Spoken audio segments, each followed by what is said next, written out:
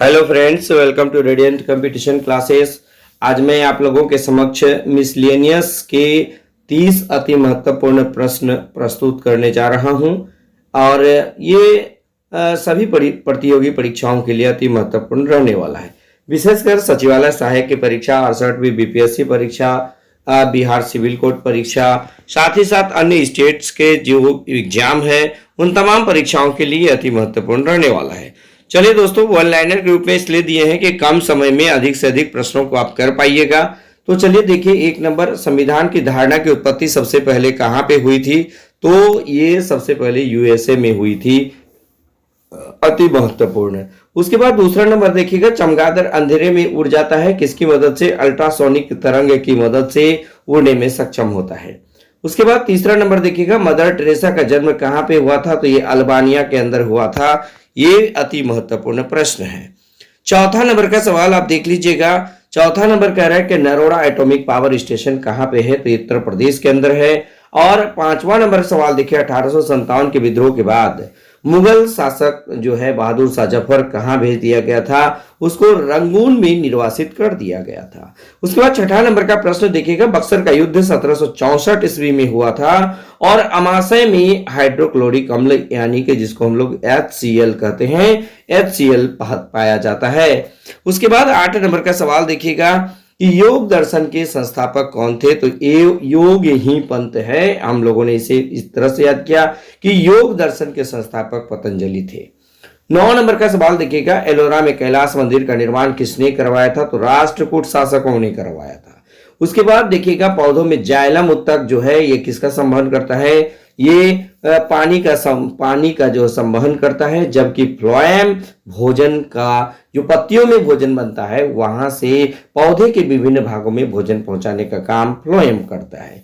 सिरका में क्या पाया जाता है? तो सिरका में एसिटिक एसिड पाया जाता है। मुंबई हाई किसके लिए प्रसिद्ध है? पेट्रोलियम खनिज के लिए प्रसिद्ध है।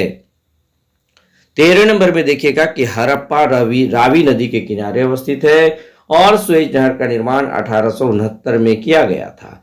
भारत ने गोवा को 1961 में पुर्तगालियों से मुक्त कराया था। ये भी बात आप अच्छी तरह से जानते ही हैं। उसके बाद देखिएगा, रूस के पूर्व शासकों को क्या कहा जाता था? जार कहा जाता था। नर्मदा नदी पश्चिम दिशा में बहने वाली नदी है और ब्रिटिश गवर्नर लॉर्ड डलहौजी ने पहली बार डाक टिकट जारी किया था, यानी डाक टिकट जारी करने का काम लॉर्ड डलहौजी ने किया था। उसके बाद मलेरिया रोग स्प्लीन को प्रभावित करता है, जिसको हम लोग प्लीहा के नाम से भी जानते हैं।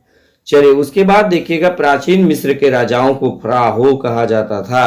प्राचीन मिस्र के राजाओं को क्या कहा जाता था? फराहो कहा जाता था। अकबर का राजस्व मंत्री का नाम टोडरमल था। प्लूटो को 2006 में ग्रहों की सूची से हटा दिया गया था। प्लूटो को 2006 में ग्रहों की सूची से हटा दिया गया था।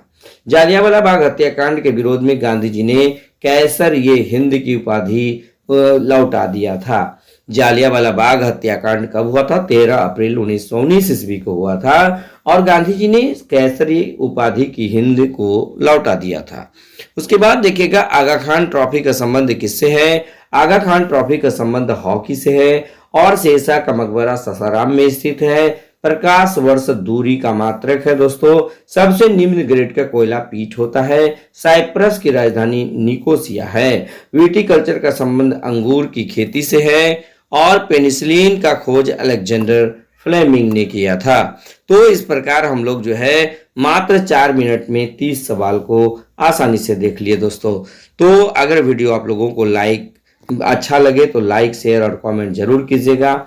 निश्चित रूप से यदि आप इस तरह से लगातार प्रैक्टिस कीजिएगा तो आपकी तैयारी बहुत बेहतर होती चली जाएगी। तो दोस्तों, बस आज के वीडियो में इतना ही। धन्यवाद।